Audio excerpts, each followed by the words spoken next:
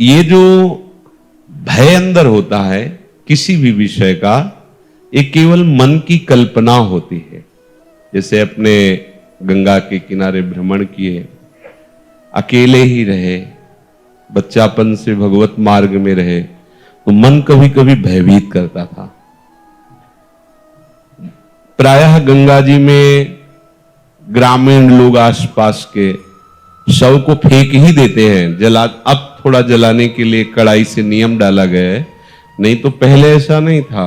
वैसे प्रवाहित कर देना ही, कुत्ते चीत चीत करके लाशों को खा रहे हैं किनारे जब भ्रमण कर, मतलब हर 100-200 कदम में आपको 2-4 लाशें ऐसे मिलेंगी पड़ी हुई, ऐसे कुत्ते खा रहे हैं। जब कभी मन भयभीत करता तो भगवत कृपा से यही बात आती कि कोई भी यहां स्वतंत्र नहीं है, सबके ऊपर जिसका शासन उसे ईश्वर कहते हैं, वही तो ईश्वर है। चींटी भी स्वतंत्र नहीं है, उसके ऊपर भी भगवान का शासन है, वो उतने ही चलेगी, फिरेगी, हिलेगी, डुलेगी। आपके शरीर में यदि उसे काटना है तो वहीं लाएगी, लाया जाएगा, वहीं कटेगी, और आपसे मसल करके मरना है तो वैसे ही मसल के मर जाए। पूरा विधान ईश्वर के द्वारा सब नियत है। कुछ छूट मनुष्य शरीर में दी गई है कि आप अच्छे कर्म करके, आप शुभ कर्म करके उन्नति कर सकते हो लोक लोकांतर की, या शुभ अशुभ दोनों को मिटाकर भगवत प्राप्ति कर सकते हो, या अशुभ कर्म करके नरक आदि जा सकते हो। थोड़ी छूट। अगर वो ज्यादा उपद्रव करने लगेगा, चाहे शुभ का या अशुभ का, तो भी उसके ऊपर शासन होने लगेगा। अगर शुभ का अधिक होने लगा तो देवता बिघ्न डालने लगेंगे कि हमसे आगे न बढ़ जाए, और अशुभ का हुआ तो उसे शासन में लिया जाएगा। पूरी सृष्टि को त्रास नहीं दे सकता, क्योंकि ईश्वर उसका, तभी तो भगवान विविध प्रकार के अवतार लेकर के उनका विनाश करते हैं। कोई भी स्वतंत्र नहीं। एक वायु भी चलेगी ना तो ईश्वर की ही आज्ञा से चलती है। कुछ भी यहां स्वतंत्र नहीं, कोई स्वतंत्र नहीं, पक्का समझ लीजिए, कोई स्वतंत्र नहीं।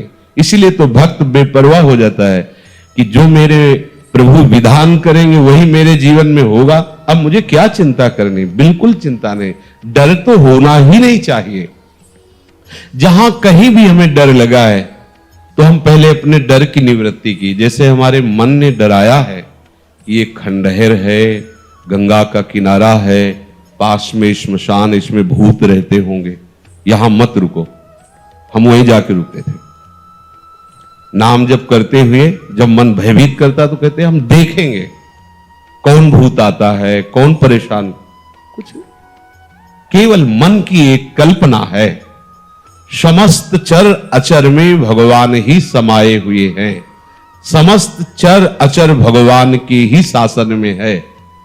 अभी इनको बता रहे थे कि गंगा के किनारे हम 4 बजे गंगा स्नान करते थे, न टार्च थी न कुछ ऐसा, अंधेरे में पैरों के नाप और अभ्यास के अनुसार हम वहां पहुंच जाते थे। बहुत काफी रेत होती थी, काफी जगह जल भराव होते हैं, और जब धुंध होती ना सर्दी में तो आंख भी काम नहीं करती कि कहां मार्ग है, तो अनुमान से पहुंचते थे। पैरों की गति अनुमान, इतना चल लिए, अब लगभग इतने के पास घाट होगा, ऐसा। तो वहां एक रास्ते में बहुत बड़ा उसे रमसल कहते हैं देहाती भाव में, अब वो जो भी कहा जाता हो, घास का बड़ा झुंड, मतलब जैसे कुशा होता है उससे बड़ा वो होता है, उसमें सफेद लंबा लंबा इतना फूल निकलता है, वो ये अलग अलग भाषा में उसको बोलते हो। वो काफी दूर तक था, उसके बीच से जाना होता था। तो जीव ही हम निकलते तो जैसे हवाई जहाज उड़ने की आवाज आती ना, ऐसे होता है, एकदम भान, एकदम मन एकदम कहता कोई है। अब 4 बजे अंधेरा, वहां कौन दिखाई दे रहा है। मन को समझाते नहीं, प्रभु है, प्रभु की सिवा नहीं। गंगा स्नान करके आते तो कदम लड़खड़ाने लगते कि यहां कुछ तो है। प्रकाश होने के बाद फिर ऐसा भय जाता। एक दिन हमने कहा इस मन को निर्भय करना ही होगा। जब वहां से निकले वही आवाज, खड़े हो गए। जब तक सूर्य उदय नहीं होगा तब तक यहां से जाएंगे नहीं, देखते हैं क्या होता है। बहुत मतलब जिद्दी स्वभाव रहा है, खड़े रहे, एक बार भी बंद नहीं हुआ। हमें लगा कि अगर कोई होता तो हम खड़े हैं तो दोबारा भी तो आवाज होती, और हम कहा जाएंगे तभी जब सूर्य उदय हो जाएगा। सूर्य उदय हुआ, प्रकाश में देखा लाश को खाने वाली लाखों मक्खियां बैठी हुई बड़ी बड़ी। तो जहां उनको लगता कोई ऐसे है तो एकदम आवाज, वो एकदम उनका देखो। एक बार सफीपुर गंगा के किनारे है, अकेले वहां पे खंडहर घाट। तो जो ही थोड़ा अंधेरा हुआ तो ऐसे दृष्टि गई तो छत में एक आदमी खड़ा, मुंह में सब कालिक पोती ऐसे, हमका पक्का भूत है।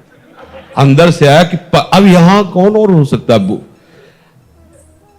मतलब इतना साहस होने पर भी रोम रोम खड़े हो गए। हम कहा ये तो हमें गंगा किनारे टिकने नहीं देगा मन, ये तो परेशान करेगा। भगवान नाम तो चलता ही था। नजदीक गए, हम गए नीचे उतर, वो छत में था। वो वैसे या ऐसे मतलब प्राण निकल जाए।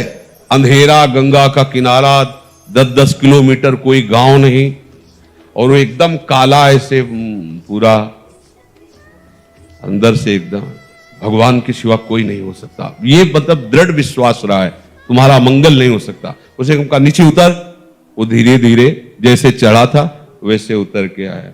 मन कहता है ईंट उठा लो आसपास मन बड़ा विचित्र होता है। नहीं, शांत। नजदीक हमको ऊपर क्यों चढ़े हुए थे। थोड़ी देर बात करने पर पता चला वो आदमी पागल था। किसी ने उसके मुंह में कालिक पोती थी, फटे कपड़े पहने हुए।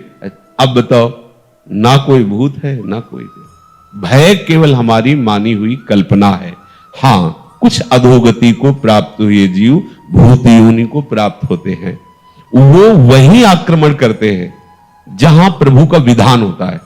जिससे कोई अशुभ कर्म करने वाले जन हैं तो उनके ऊपर जाकर वो पानी भी नहीं पी सकते एक बूंद, चाहे गंगा किनारे घूमे चाहे यमुना किनारे। जो भूत योनि है पानी भी नहीं पी, विधान के अनुसार ही उनका होता है जीवन। ऐसे थोड़ी कि स्वतंत्र भूत है जिसको चाप पटक दिया, ऐसा नहीं। उनके लिए विधान है। जो ऐसे कुकर्म करने वाले रहे, आसुरी प्रवृत्ति के जन है, उनको दंड देने के लिए उनका विधान कर दिया जाता है। कभी कभी संत महात्माओं के पास वो अपना उद्धार करने के लिए आते हैं, लेकिन ऐसे के पास नहीं आते कि भाग पड़े। वो इतने दिग्गज होते हैं कि उनका उद्धार करने में समर्थ होते हैं। वो ऐसे थोड़ी होते हैं कि कल्पना मात्र से भयभीत, ऐसे नहीं। जैसे उड़िया बाबा के चरित्र में भी आता है, बड़े बड़े महापुरुषों के वो आते हैं अपना कल्याण कराने के लिए, तो उनमें इतनी सामर्थ्य होती है कि उनका कल्याण करते हैं। तो किसी को इस बात से कभी नहीं डरना चाहिए कि अमुक 100 वहां रखा रहा तो मुझे कभी कोई भय नहीं, कहीं भय नहीं। हितधाम में लेटे हुए थे बारंडे में, तो ठंडा ठंडा लगा, तो एकदम आंख खुली तो देखा फन काड़े काला सर्प। यही हितधाम की बात कह रहे। उठे, हम कहा प्रभु आप जाओ। लघु शंका गए, हम कहा अब अंदर सोएंगे नहीं, जीव जंतु है कभी दब जाए तो काट। अंदर गए तो आसन में फन काढ़े, हम कहा रहने दोगे कि नहीं आप। कोई भी जीव स्वतंत्र नहीं, जब तक आपके जीवन में वो दंड विधान नहीं तब तक कोई आपको स्पर्श नहीं कर सकता। तो इस तरह की भावना कभी अंदर पनपने ही नहीं देना चाहिए। यदि पनप रही है तो उसका निवारण करना। जैसे डर लग रहा है तो लाइट जलाओ, देखो डर है कहां, पूरे कमरे में देखो, पूरी रात कीर्तन करो, देखो कहां है। कहीं आज तक ऐसा नहीं हुआ। एक घटना आपको बताएं जो वास्तविक डर की थी। शेनपुर में थे, तो वहां का एक माना हुआ हिंसक जो अच्छे अच्छे खड़े होकर उसका स्वागत करते थे। हमें पता नहीं था। गंगा किनारे भ्रमण करते करते अभी 2-4 महीना हुए थे वहां रुके। बहुत मंगलमय स्थान, भजन में स्वाभाविक रति हो। सांप बिच्छी तो वहां चीटी की तरह घूमते थे। 90 बीघा घन घोर जंगल अब भी है। अब क्या दशा है उसकी वो तो हमें पता नहीं जंगल की। गंगा जी नीचे से बह रही, तो एकदम जो प्रधान गेट था, श्री स्वामी मग्नानंद सरस्वती जी की तप स्थली, प्रधान गेट के पास बैठे हुए थे 2-4 वयोवृद्ध जन ऐसे प्रश्न कर रहे थे, ऐसे भगवत चर्चा हो रही। वो मोटरसाइकिल से आया और वहां उस गेट से कोई जूता या वाहन अंदर नहीं जाते थे, और वो जूता पहने वैसे। तो स्वाभाविक जो वहां की नियम पद्धति थी उसके भाव से प्रेरित होकर हमने कहा भाई कैसे। वहां जो बैठे हुए थे वो तो कुछ नहीं बोले। हम कहा ये जूता पहनकर और आप मोटरसाइकिल से अंदर जा रहे हैं, बाबा सरकार की तपा स्थली है, उचित नहीं है। और बाई तरफ ऐसे देखा, गाड़ी वहीं खड़ी की, चला गया, जो भी जैसा, जूते पहने ही। फिर वापस आया, हम कहा भाई गाड़ी यहां स्टार्ट नहीं होगी, बाहर ले जाके स्टार्ट करो गाड़ी। हम भाव कहा था कि यहां स्टार्ट मत करना, बाहर ले जाओ, वो स्टार्ट ही नहीं हुई। प्रयास किया, नहीं स्टार्ट हुई। मतलब हम कोई सिद्ध नहीं, वो घटना घटनी थी। अब वो हमारी तरफ बड़ी गुस्सा से देखता हुआ चला गया। अब जो वहां लोग बैठे थे उनका पता है, महाराज ये 10 लोगों को हंसिया से काट चुका है, बहुत क्रूर हिंसक है। और आपकी तरफ देख रहा था, मुझे डर लग रहा है कि यहाँ रात्रि में कोई नहीं टिकता था। एक पंजीरी बाबा थे बूढ़े और एक हम थे, वहां कोई नहीं टिकता था रात्रि में, बड़ा भयावह था। हमारे मन में है कि भगवान रक्षक हैं, हमने कोई अहित नहीं किया, कोई अमंगल नहीं किया, एक सिद्धांत की बात उसको बताई। सुबह गंगा स्नान करके विशाल अशोक का वृक्ष, उसके नीचे हम पद्मासन लगाए बैठे हुए थे, तो पत्तों में जो पैरों की खरखराहट होती ऐसा सुनाई दिया कि कोई नजदीक आ रहा है। तो आंख खोली, देखा वही व्यक्ति। एक बार तो मन बड़ा विचित्र होता है, एक बार तो ऐसा लगा, फिर आंख खोल के बैठ गए। सामने आया, उसने कहा पहचाना? हम कहा आप वही हैं जिनको कल हमने रोका था कि आप है। तो बोले मुझे जानते हो? तो हम कहा आपको तो नहीं जानते, लेकिन आप हमें नहीं जानते होंगे। भगवत आवेश में हो गए एकदम। हम कहा आप हमें नहीं जानते होंगे। तो उसने पहले चाकू निकाली और रखा, बोले इसको जानते हो? कहाँ जानते? फिर पिस्तौल निकाली, ऐसे रखा, बोले इसको जानते हो? हम कहा हमारे पास कमंडल रखा था, ऐसे खोला और गंगा जल, हम कहा इसको जानते हो? हम कहा केवल हम और तुम है, वृंदावन में है, एक शब्द का मिस्टेक ले। हम कहा केवल हम और तुम है, तुम्हारे पास अस्त्र है और सुना है तुम हिंसक स्वभाव के हो, तुम अपना प्रयास करके देख लो। एक बार हम अपना प्रयास करेंगे, गंगा जल केवल है, आप करके देख लो। और इस समय तो बहुत हल्के से बोल रहे, उस समय जो भगवत आवेश से बोले, वो थोड़ी देर में अपने वो यंत्र तंत्र उठाए और भागते नजर आया।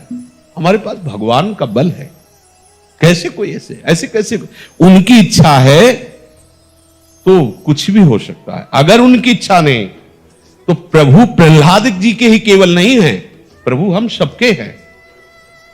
आप इस बात के साक्षी हैं, साथ में थे, गिरिराज जी से आ रहे थे, उसमें डिवाइडर, उसमें गाड़ी चल गई, ड्राइवर सो गया, गाड़ी ऐसे एकदम जगह, एकदम उस समय एकदम जोर से कहा राधे श्याम, तो वो एकदम जगह और रुका। बस उतर के ही कह रहा था कि जिंदगी में हमसे पहली बार गलती हुई। ये लोग भी थे, ना पीछे कोई गाड़ी थी ना गाड़ी पर। हर समय प्रभु कैसे दुलार करते हैं, कैसे रक्षा करते। ये नहीं कि हमारी, आप सबकी भी, पर आप जितना अन्य आश्रय लिए होंगे, अन्य बल लिए होंगे, तो आपको अनुभव नहीं होगा। नहीं, प्रभु की वाचिक शरणागति भी कोई ले ले तो प्रभु उससे स्वीकार कर लेते हैं। और उसे एक से तो हुई ना, वाचिक वचन से ही, धीरे धीरे चेष्टाओं से, धीरे धीरे मन से हो जाए। अभी लोगों से वहां पीछे बैठ के बात कर रहे थे कि देखो हमारी उपासना में जो हम देख पा रहे हैं, इसमें गले पड़ जाना, बस गले पड़ गए। हम कैसे हैं, हमसे क्या होगा, ये सब छोड़ो, गले पड़ गए। अब आप जानो, आपका काम जाने। जो हम मस्ती हमें आज प्राप्त है हरिवंश प्रताप से, वो मस्ती मुझे जीवन में बड़ी बड़ी साधना, कठोर नियम लेने पर भी नहीं प्राप्त हुई। वर्षों अन्न नहीं पाया, वर्षों अन्न नहीं पाया।